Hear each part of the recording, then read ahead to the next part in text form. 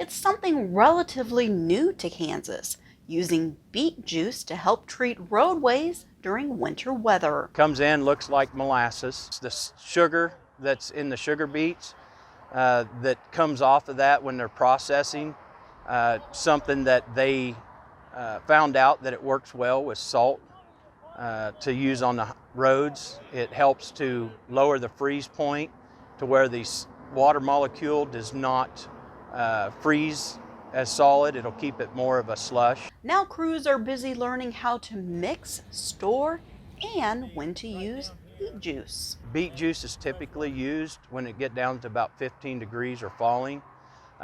We've found that using beet juice as a pre-treat on the bridges in the little higher temperatures helps hold the salt to the road because of the sugar.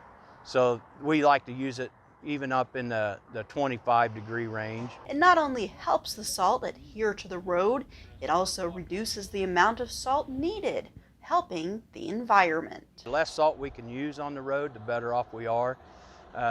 Any of our concrete on our roads or our bridges, they take a pretty good beating for the salt that we put out there on them, and that's where we try to reduce the amount of salt. So it's less maintenance that we have to do, and it lets that bridge last a little bit longer. And crews are excited to try something new. They want to try it. They want to see how it'll work for them, because that's one thing our folks, they don't want to be out on that road any longer than they have to with the traffic.